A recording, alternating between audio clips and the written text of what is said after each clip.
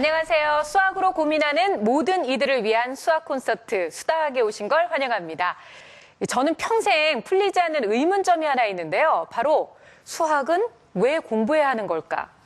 여러분도 좀 그런 생각 안 드세요? 사실 나이가 먹으면 먹을수록 더하기, 빼기, 곱하기, 나누기만 알아도 사는데 지장 없잖아요. 또 그나마도 전자계산기 한번 누르면 다 해결이 되는데 정말 딸아이가 엄마 내가 구구단을 왜 해야 돼? 그리고 내가 수학을 왜 배워야 돼? 라고 물어볼 때마다 저는 딱히 해줄 말이 없더라고요.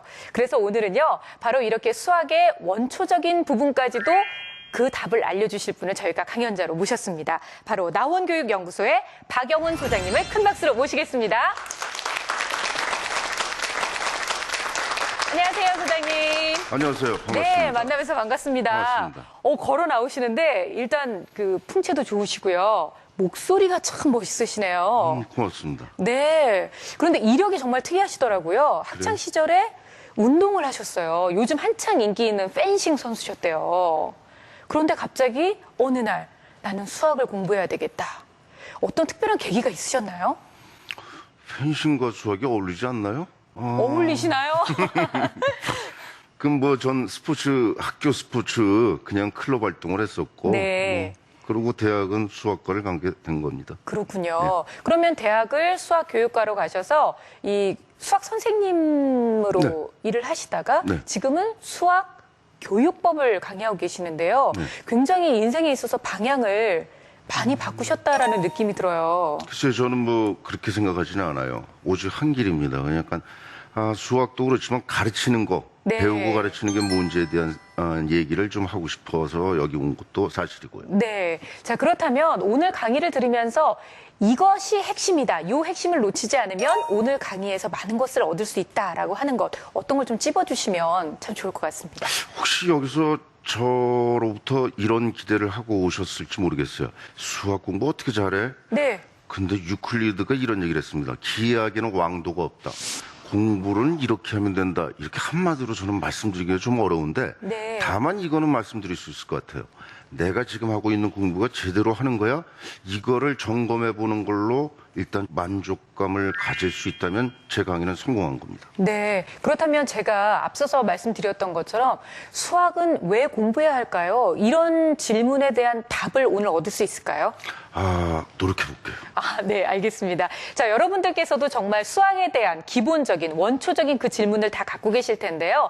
과연 어떻게 하면 수학이 즐거울 수 있는지 오늘 이 강연을 통해서 그 해답을 얻으시길 바라겠습니다. 큰 박수로 강연 청해 듣겠습니다.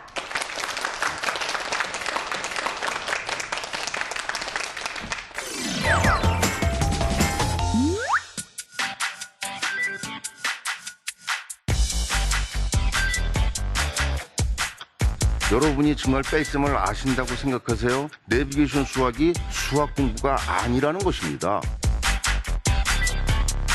여러분의 탓이 아니고 어쩌면 여러분을 가르쳤던 선생님의 잘못이거나 이건 100년 전의 교육 방법이거든요.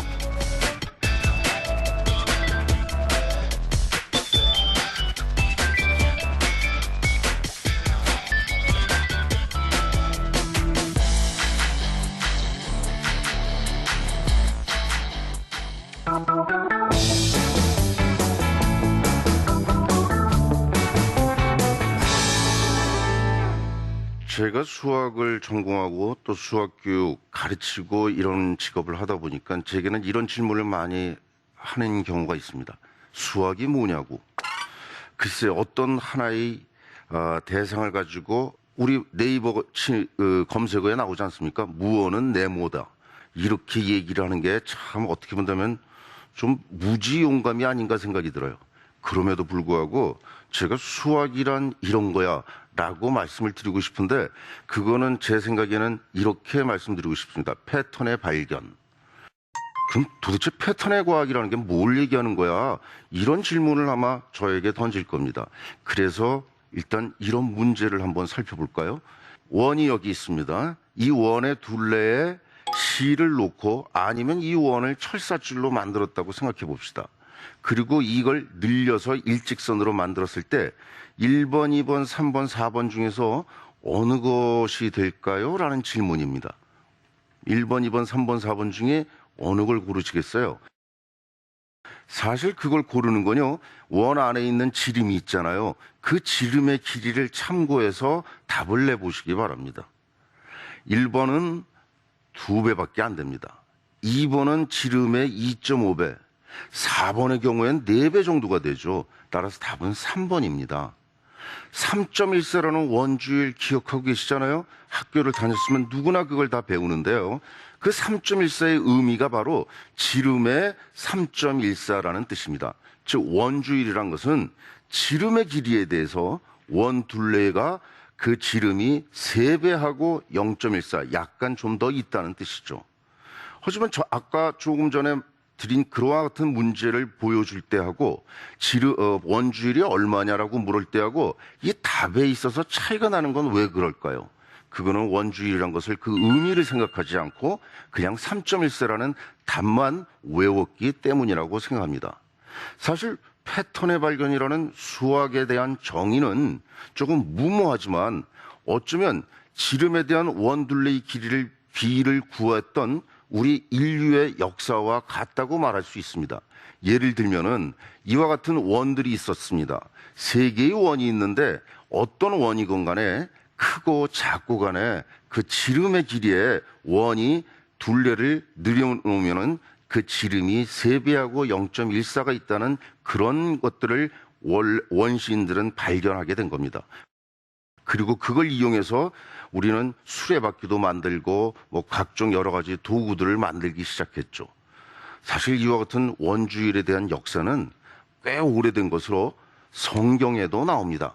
파이의 역사라는 이 책에 보면은 열왕기상 7장 23절에 저런 식으로 바다를 부어 만들었으니 직경이 10규빗이고 그리고 주위는 30규빗이다. 여기 보시면은 10규빗과 30규빗 즉 1대3 아닙니까? 그러니까 이 성경을 만들 당시의 파이 값은 이 사람들은 우리가 지금 알고 있는 3.14와는 달리 3배라고 조금 정확한 값은 아니지만 그 정도는 알고 있었다는 걸 볼 수 있습니다.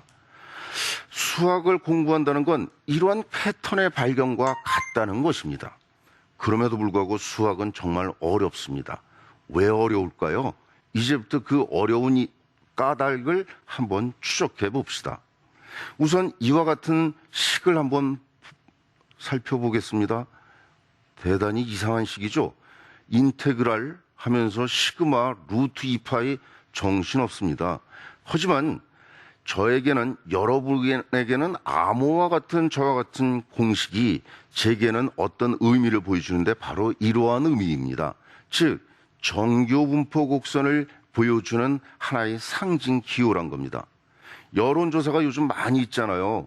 95%의 확률로 뭐 이런 얘기들을 할 때 저 내부에 있는 면적이구나라고 저는 저 식을 보면서 알 수 있지만 아마도 대부분의 사람들에게는 아주 난해한 암호와 같은 그러한 식이라고 보여집니다. 이와 같은 식이 사람들을 수학에서 멀어지게 합니다. 그것은 바로 수학의 추상성과 관련이 있다는 겁니다.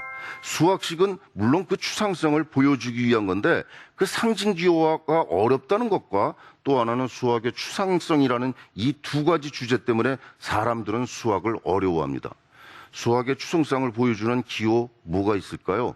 가장 많이 접하는 숫자, 그것도 추상성을 보여주는 하나의 상징 기호입니다. 수와 숫자는 다릅니다. 그런데 사람들은 수와 숫자를 동일시하거든요. 수와 숫자가 어떻게 다른지 이런 일화가 있습니다. 저 까마귀가 어느 농부의 헛간에 들어왔다고 합니다. 농부는 까마귀가 자기 곡식을 축내는 걸 보고 까마귀를 잡으려고 헛간에 들어갔더니 이 영악한 까마귀는 도망가가지고 저 높은 바깥에 있는 나무 위에 올라갔습니다. 그래서 이번에는 자기 하인과 함께 몰래 들어간 것처럼 보였는데 까마귀는 이걸 눈치채고 다시 저 위에 올라갔답니다. 그런데 여기서 주인은 까마귀가 밖에 있는 걸 보고 자신은 헛간 안에 있고 그리고 하인만 밖으로 내보냈습니다. 그런데도 까마귀는 들어오지 않았습니다. 2명이 있었다는 사실을 까마귀는 알고 있었거든요. 이번에는 3사람이 헛간에 들어갑니다. 그리고 2사람이 나왔답니다. 까마귀는 들어가지 않았습니다. 4명이 들어가고 다시 3명이 나왔습니다. 그래도 들어가지 않았습니다. 5명이 들어가고 4명이 나오니까 그제서야 까마귀는 헛간으로 들어가서 결국 주인은 그 까마귀를 생포할 수 있었다고 합니다. 자, 이건 뭘 얘기할까요? 까마귀가 수를 알고 있었다는 건가요? 숫자를 알고 있었다는 거예요? 그러면은 까마귀는 사실은 수에 대해서 알고는 있었다는 겁니다. 즉, 수 감각을 알고 있었다는 겁니다.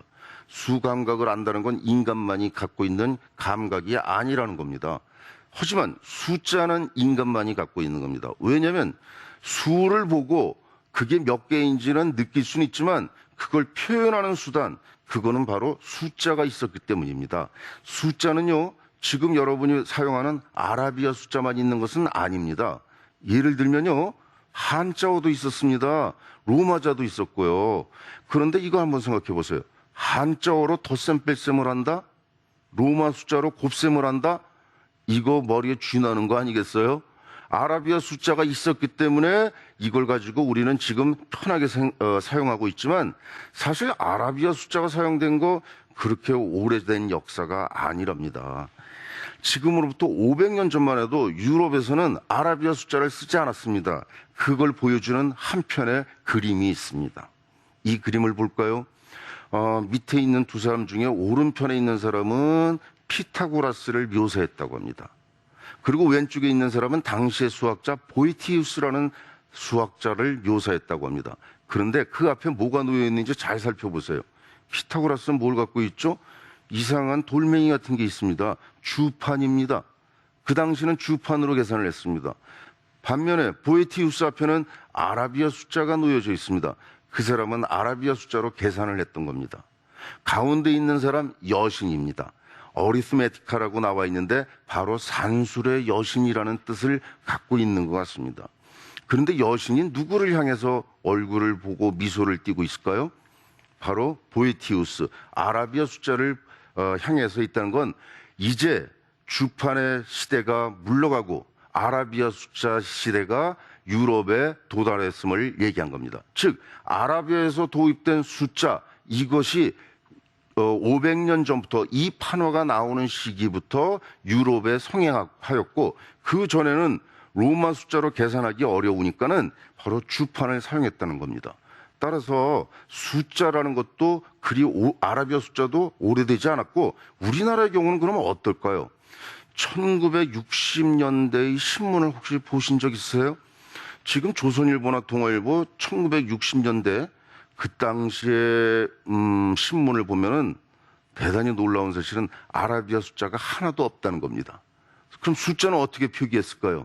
한자어로 됐답니다. 따라서 우리가 지금 아라비아 숫자를 옛날부터 쓴 것으로 생각하지만 사실은 50년의 역사밖에 되지 않는다는 겁니다. 자, 수학의 추상성이라는 그걸 표현하는 숫자가 이렇게 늦게 도입됐는데 수학이라는 과목을 가르치게 된 것도 얼마 안 됐다는 거죠. 지금 우리가 하는 건. 그렇다면 이런 걸 도대체 왜 배우지? 이런 질문을 아마 저한테 던질 겁니다.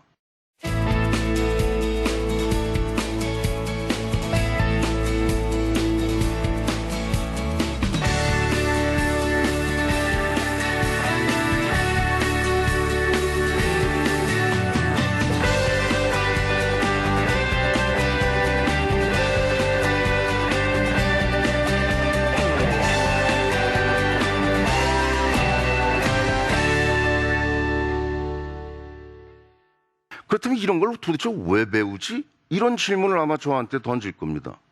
사실 이것 한마디로 이것도 답하기가 어렵습니다. 하지만 그럼에도 불구하고 하나 말씀드릴 수 있는 거는 사람들의 지적 호기심이 있기 때문이라고 이렇게 아주 러프하게 얘기할 수밖에 없네요. 세상의 이치를 설명하기 위해서 수학을 한다? 잘 이해가 가시지 않았겠지만요. 원래 학문이란 건 수학뿐만이 아니고 다른 학문들도 사실은 세상의 이치를 설명하는 겁니다. 최근의 예로 감정노동이라는 말이 우리 많이 등장하지 않습니까? 감정노동, 그 말은 어디서 나왔냐면요. 혹실디라는 어떤 여성 사회학자가 델타 항공의 본거지가 있는 어틀랜타에 갔답니다. 가서 승무원들, 스튜어디스들이 교육받는 걸 이렇게 봤더니만 여러분의 미소를 띠세요. 여러분의 미소는 바로 델타의 얼굴입니다. 이런 식으로 하고 있다는 겁니다. 우리는 그냥 넘어갈 수 있겠지만 그는 이걸 보고 나름대로 호기심이 생겼어. 그걸 설명하고자 했습니다. 여기서 뭐가 있냐면 항공사에서 팔고자 하는 건 단순한 서비스가 아니고 인간의 미소까지, 감정까지도 결국에는 팔고 있구나라는 걸 해서 이름을 진 겁니다. 보통 노동은 육체 노동인데 여기에는 감정을 팔고 그 감정, 미소와 자기의 상냥함을 보여주는 그걸 회사에다 맡기는, 그래서 감정 노동이라는 단어를 만든 겁니다. 좀 수학과는 동떨어진 것 같지만 수학의 원주율과 지금 예를 들었던 또는 숫자라든가 여러 가지 공식들, 이것들도 결국은 세상의 이치를 설명하기 위한 것입니다. 그럼에도 불구하고 사람들에게는 잘 와닿지 않습니다. 그 이유는 수학을 공부할 때 성적에만 매달린다는 겁니다.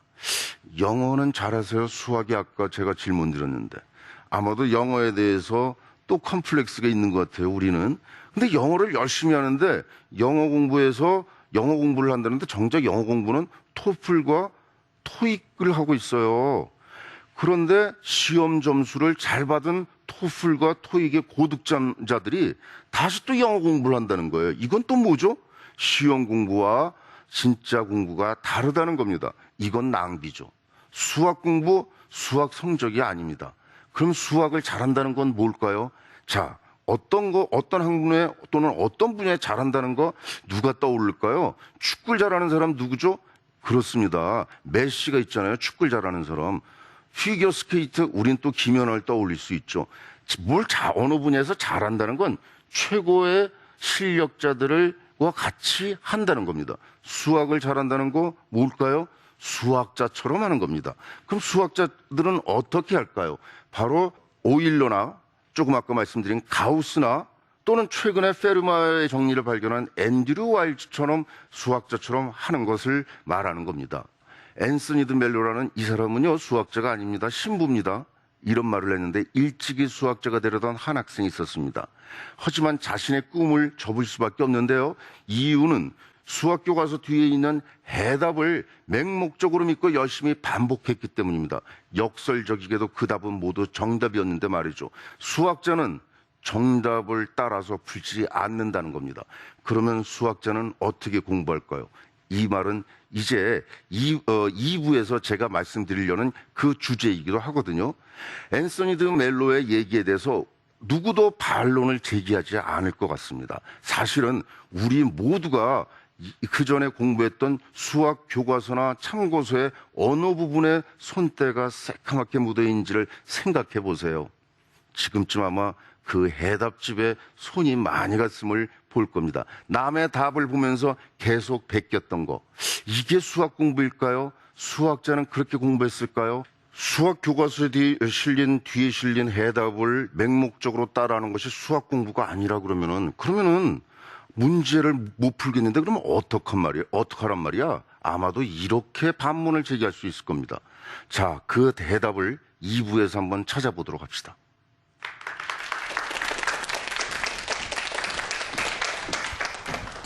네, 일부 잘 들었습니다.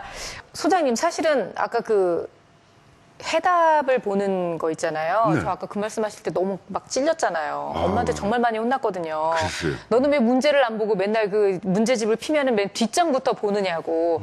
그거 안 들키려고 다 따뜻한 그 아랫목에서 공부를 안 하고 운목까지 올라가서 혼자 막 찾아봤던 그런 기억이 나는데 아마 모두 그런 경험이 있으실 거예요. 틀리고 싶진 않은데 방법은 잘 모르겠고 그러다 보니까 해답지에 손이 자연스럽게 갈 수밖에 없는데 저는 그 강연 들으면서 이 부분이 가장 그 가슴에 와닿았습니다. 사실 정답을 다 맞춘 사람이 꼭 수학자가 되는 것은 아니다. 맞습니다. 네. 정답, 오히려 어쩌면 마지막에 말씀드릴 수도 있는데 오답의 중요성이 있습니다.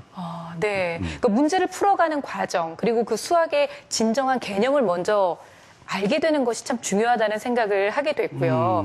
그리고 수와 숫자가 다르다는 것도 한 번도 생각해보지 않았었는데요. 정말 다른 거구나라는 걸 오늘 깨닫게 된 것 같아요. 제 어설픈 강의를 그래도 일부 참 잘 들으셨네요. 제가 집중해서 들었습니다. 고맙습니다. 아니, 그런데 저는 이렇게 지금 소장님께서 말씀해 주신 여러 가지 중요한 포인트들을 놓치지 않고 듣고 있는데요.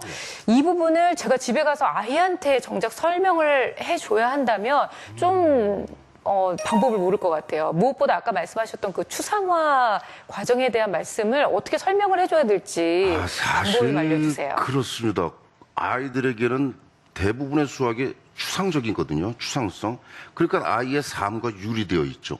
중간에 어떤 구체물을 통해 가지고 추상성을 아이가 쉽게 어떻게 접근하느냐. 네. 이것이 관건입니다. 사실은요. 그러니까 어떻게 보면 아이한테 구구단을 얘기하면서도 저희가 처음에 좀 친절하게 할 때는요. 기분 좋게 할 때는 왜 콩도 꺼내놓고 하고 팥도 꺼내놓고 하고 그래서 이게 세 개가 모이면 9개가 되는구나. 뭐 이런 과정을 전혀 무시해버리고 그냥 숫자로만 접근한다는 뭐 이렇게 이해를 해도 될까요? 그렇죠. 그게 바로 추상성. 그래서 숫자 예를 들었던 겁니다. 네. 그런데 사실 부모가 그 추상화 과정을 잘 이해를 해서 아이한테 설명을 해줘야 되는데 실생활에서 그거를 한다는 것이 참 어려워요.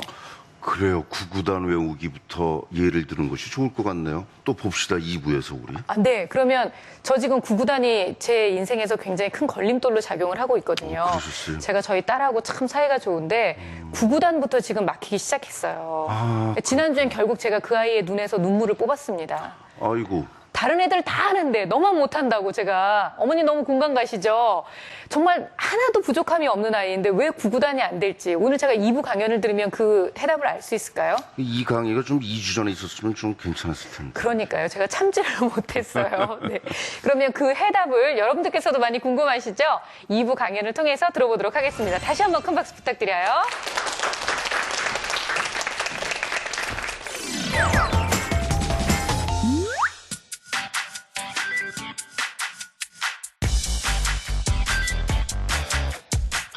여러분이 정말 뺄셈을 아신다고 생각하세요? 내비게이션 수학이 수학 공부가 아니라는 것입니다.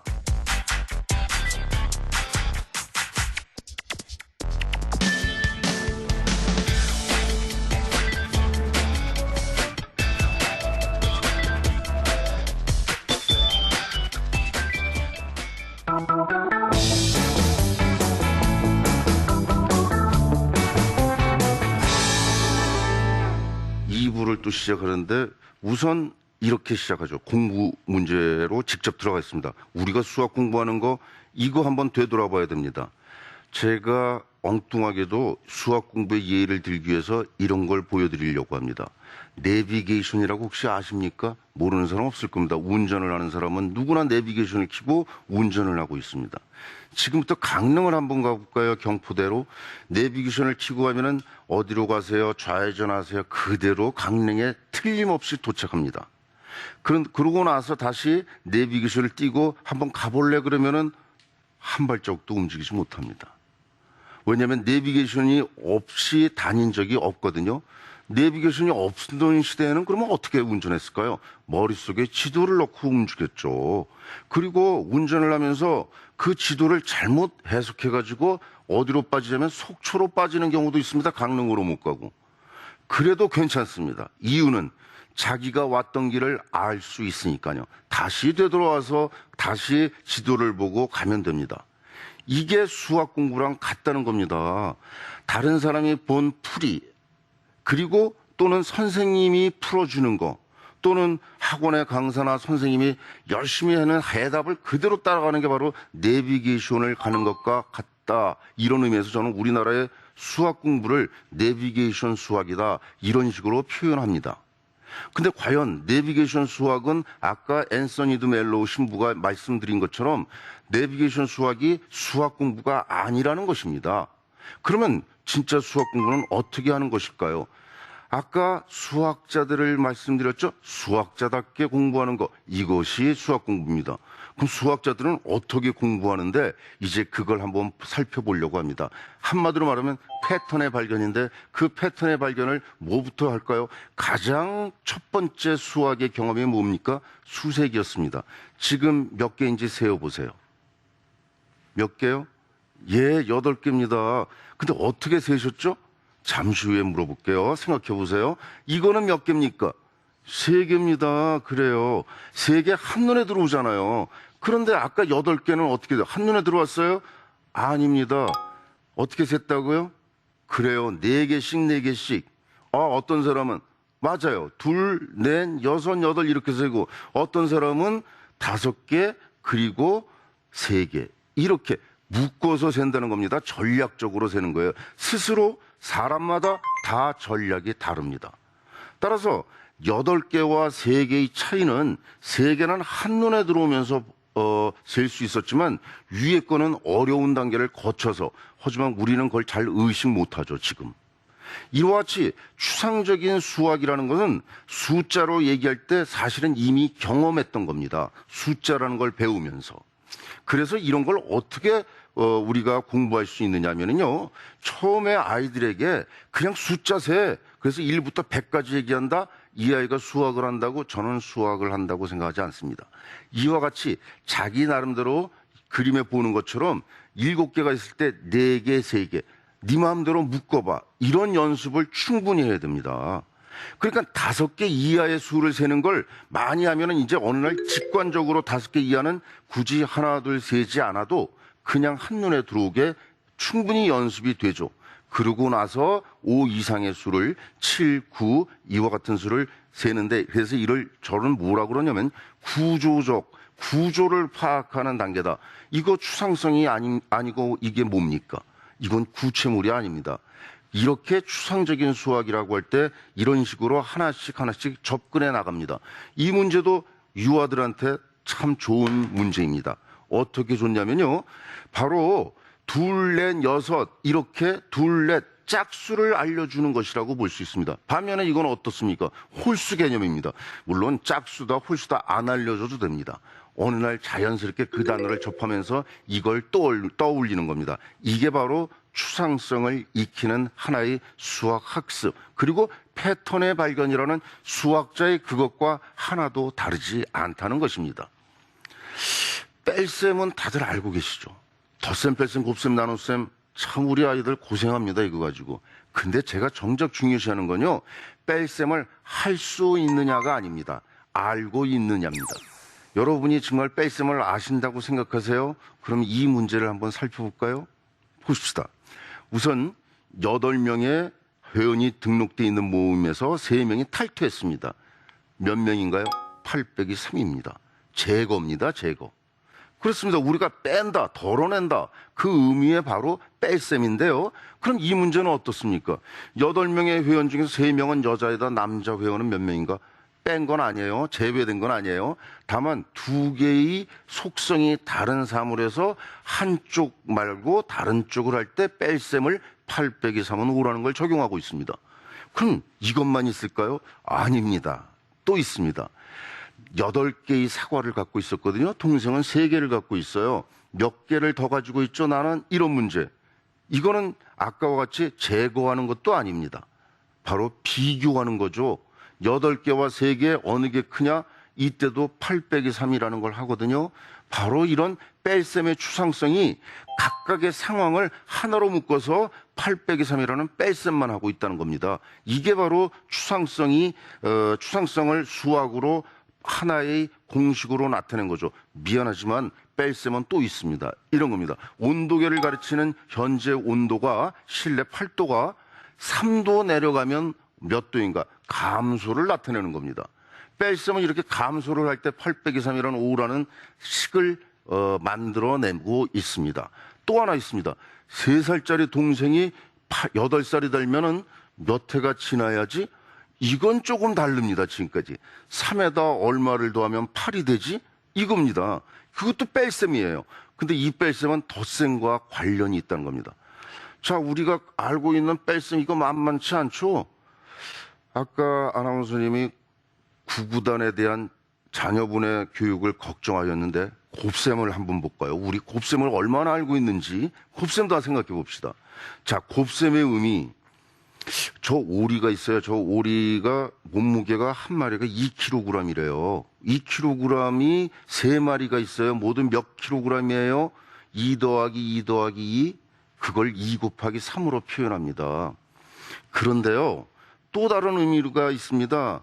2kg이었던 오리가 1년이 지났더니만 3배가 됐답니다. 오리의 무게는 모두 얼마인가요?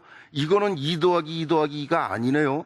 즉, 또 다른 곱셈의 의미죠. 2 곱하기 3은 6이라는 걸 나타내는데 분명히 1번과 2번의 식이 다르다는 걸 우리는 알 수 있습니다. 곱셈 9구단으로 외워서 이 두 문제가 해결될까요? 아닙니다. 따라서 우리가 연산이라고 얘기할 때 기능, 계산을 해서 답 나오는 거, 사실 이건 100년 전의 교육 방법이거든요. 이거 지금 21세기에 살아가는 우리 아이들에게 이런 걸 계속 해줘야 될까요? 저는 그렇다고 생각되지는 않습니다. 그럼 구구단을 어떻게 알려줄까요? 구구단 외우기가 아닙니다. 이런 걸 보여주는 겁니다. 저 개수 세어볼래? 묶어서 3개 만듭니다. 몇 개씩? 3개씩 묶어 그러면은 계속 세다 보면은 바로 3단이 되는 거죠. 또 그걸 수직선상에서 보여줍니다. 수직선 모델을 여기다 제가 제시한 거는 아이들에게 굉장히 중요한 모델이라는 겁니다. 추상적인 숫자를 바로 구체물로 반구체물이라고 하는데요. 이거는 시각화할 수 있는 거죠. 눈으로 보면서 수가 변하는 걸 보여주는 거. 이와 같은 수직선 모델, 이것은 바로 곱셈 9구단을 외울 때 우리가 외우기를 굳이 하지 않아도 이런 연습을 계속하는 겁니다. 대한민국의 2학년 아이들의 여름방학은 불행합니다. 2학년의 1학기의 마지막에 곱셈이 뭔지 알려주고 2학년 2학기에 첫 단원이 곱셈 9구를 배우는 거거든요. 따라서 여름방학을 남겨두고 숙제를 점검하던 부모님은 너 숙제가 뭐야? 점검하다가 9구단을 보기 시작합니다. 그때부터 9구단을 보면서 외워봐. 이제부터 이 아이의 여름방학은 끝난 겁니다. 이제부터는 어떤 상황인지 짐작하시겠죠. 9구단 그렇게 외우는 게 아닙니다. 제가 9구단을 저와 같은 모델을 가지고 제시한다면 저는 이런 순서로 제시하려고 합니다. 2단부터 나가는 게 아닙니다. 10단부터 알려줍니다. 10 곱하기 1은 얼마야? 왜냐하면 아이들은 쉽게 할 수 있어요. 그 다음에 5단을 제시합니다. 저런 모델을 사용해가지고 연습하면 되거든요. 그러면 10과 5의 관계를 아이는 규명합니다. 인식합니다. 패턴의 발견, 수학자의 패턴의 발견과 이 아이의 패턴의 발견 9구단을 하면서 다르지 않습니다. 그 다음 2단 쉽죠? 둘씩 묶어 세는 거 쉽습니다. 그 다음에 4씩 묶는 걸 합니다. 이 둘씩 묶어서 하는 걸 했다면 4씩 묶고 하는 거 이거 그리 어렵지 않습니다. 그리고 8단, 그 다음에 어려운 게 홀수입니다. 3, 6, 9 이렇게 나갑니다. 그리고 마지막에 제일 어려운 숫자가 7단이라는 겁니다. 지금 보여드린 게 10과 5단을 가지고 얘기를 하면서 그러니까 여러 가지 모델을 보여주는 그러한 교육 프로그램이 사실은 9구단 학습에 중요하다는 사실을 말씀드립니다.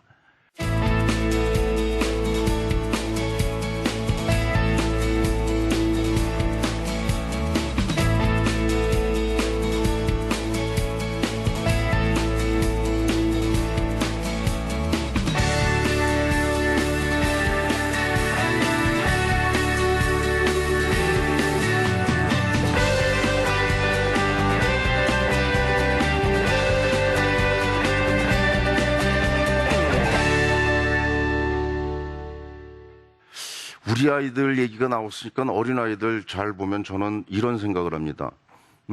수학을 배우는 데 있어서 대한민국에 태어나서 미안하다 이런 얘기입니다. 왜냐고요? 우리 아이들 수학 잘하잖아요. 근데 그 잘하게 된 거는요.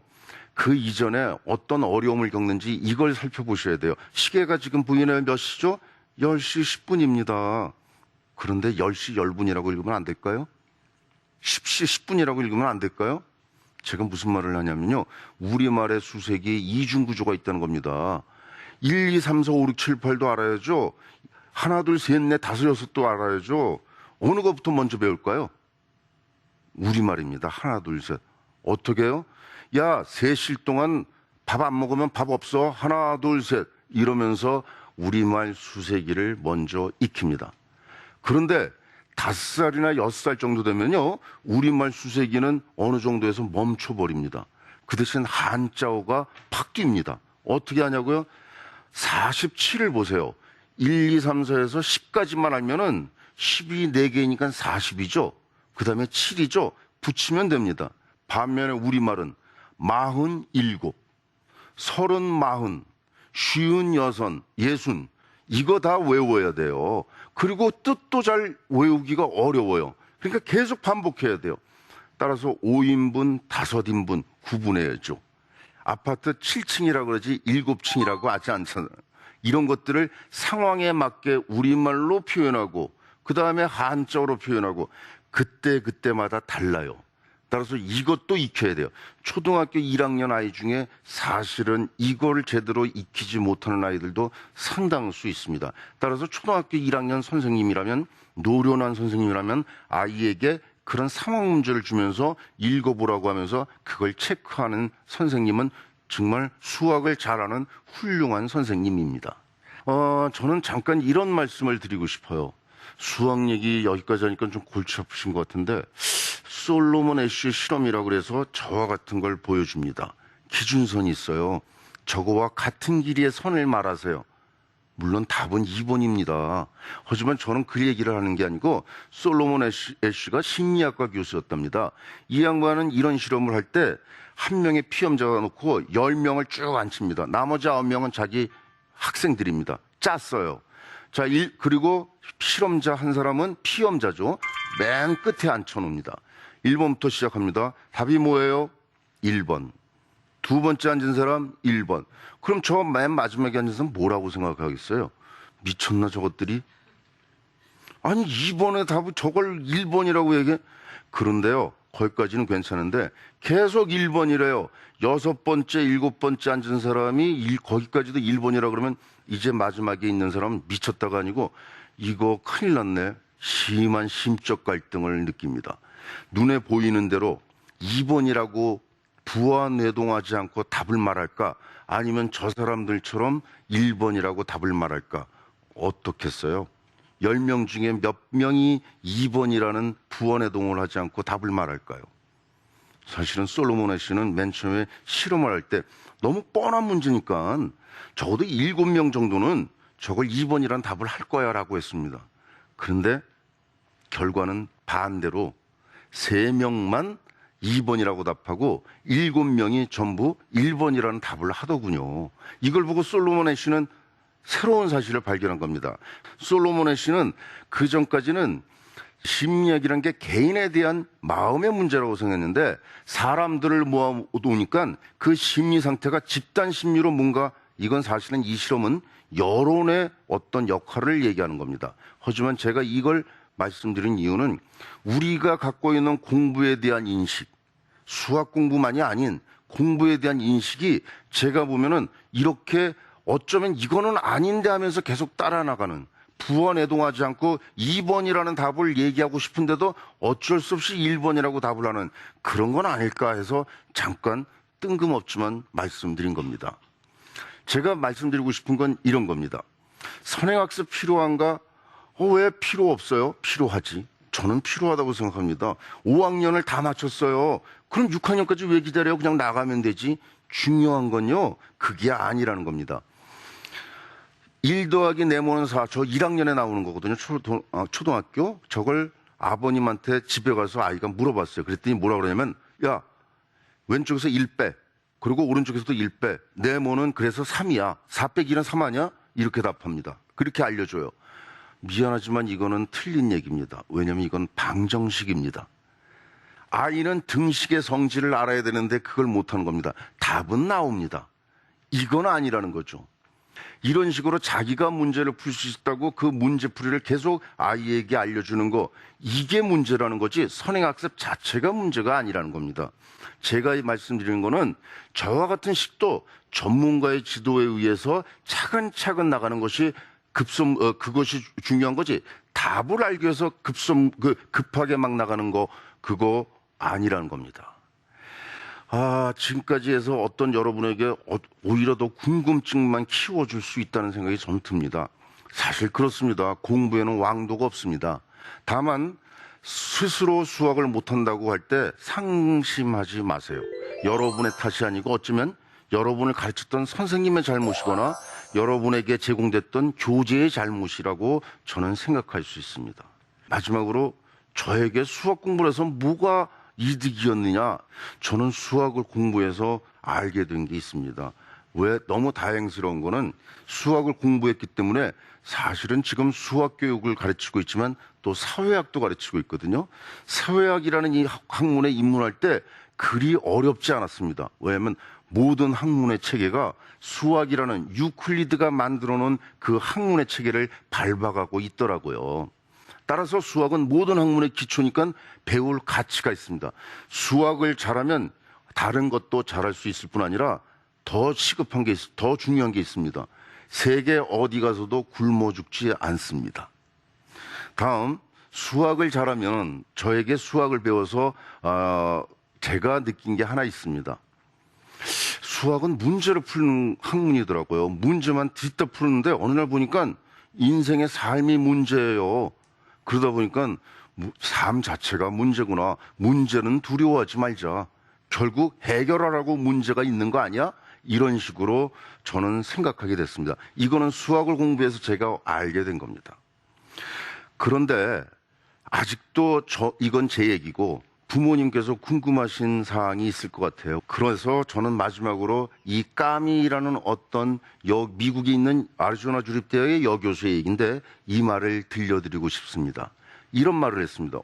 학생이 오답을 하는 것은 그가 생각하고 있다는 증거이며 지적인 존재임을 증명해 주는 것이다. 어떻습니까? 생각하지 않고 오답을 할 수 있어요? 바로 거기서부터 수학 공부의 출발점이라고 생각하시면 되지 않을까요? 이것이 제가 부모님들에게 아이에게 수학 공부를 할 때 옆에서 해줄 수 있는 그리고 생각할 수 있는 태도라고 생각합니다. 저는 이 말씀으로 이 강의를 대신하고자 합니다. 감사합니다.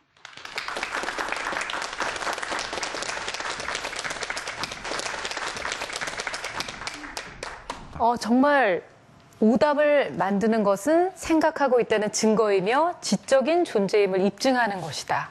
이제 아이가 틀린 답을 가지고 와서 이렇게 X표 쳐져 있는 그 시험지를 보여줘도 너 이거 왜 틀렸어? 이런 얘기보다는 네가 생각을 했구나.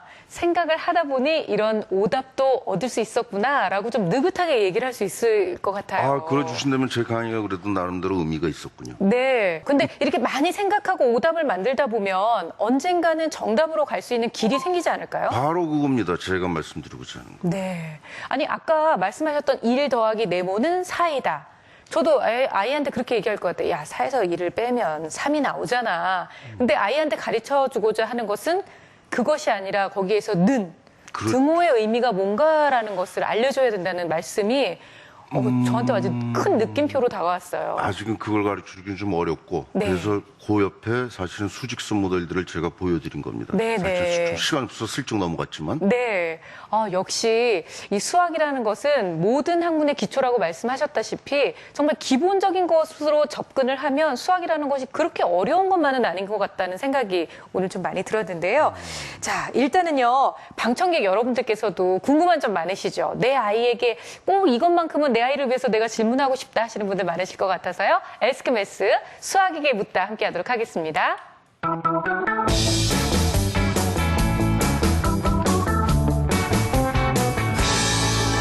자, 오늘 첫 번째 질문은요. 저희가 직접 길거리로 나가서 학생들의 궁금증을 들어봤거든요. 그랬습니까? 네, 화면으로 준비했습니다. 함께 보시죠.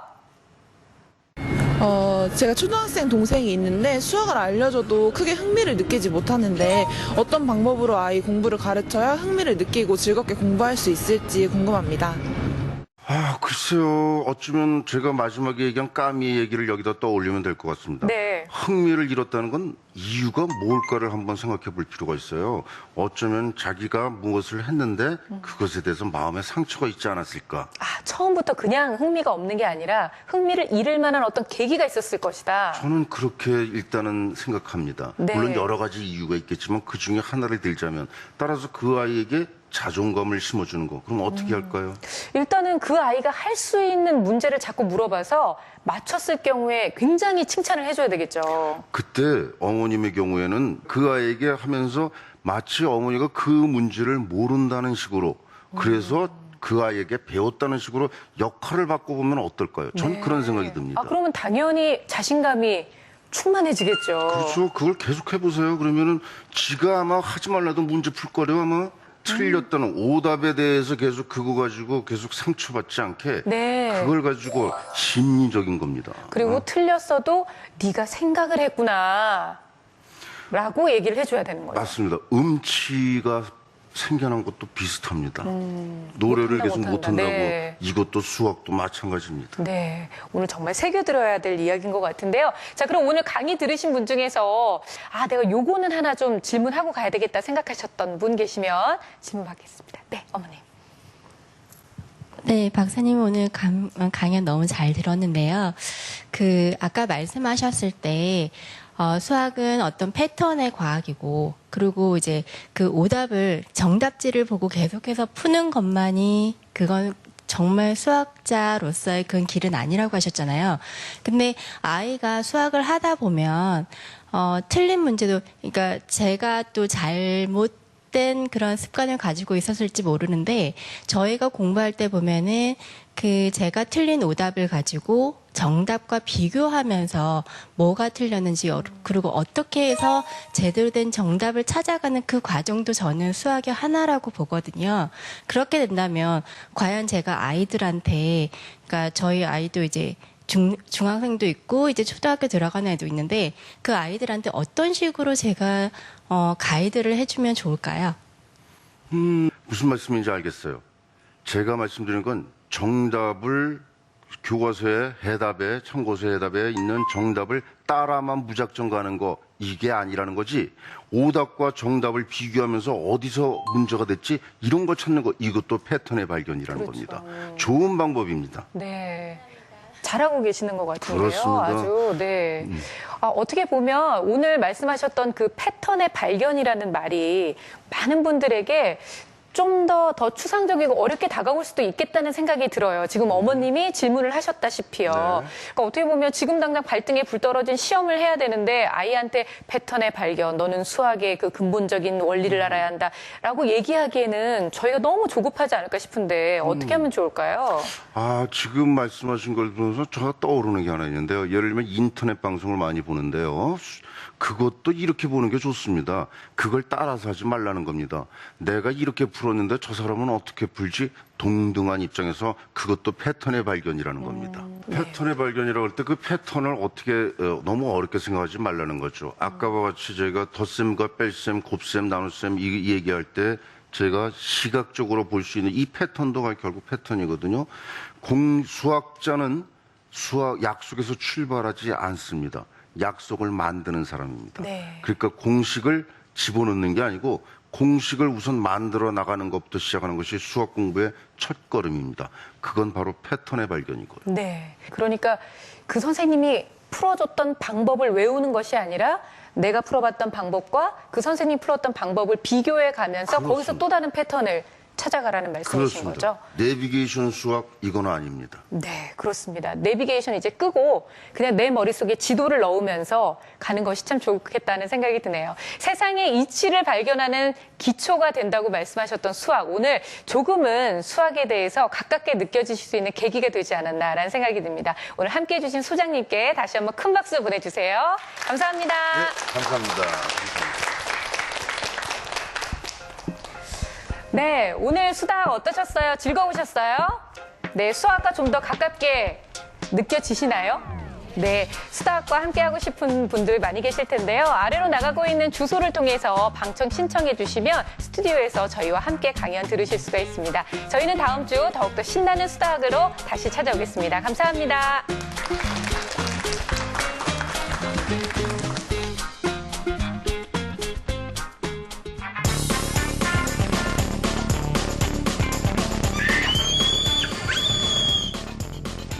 오늘 갑자기 딱 너 공부해 이렇게 해야 되는데 나의 조급함이 우리 아이를 망치지 않을까. Get an A, get the door, don't comply with me. Where's your books and your lunch and your homework? And get a job, get a life, get a PhD. You can't even hear a word I say. 어떤 부모님이 그렇게 만드는지 궁금하지 않으세요? 수학 어떻게 해야 잘하나. 잘하기 위한 조건이 있죠. 그게 부모님의 역할입니다.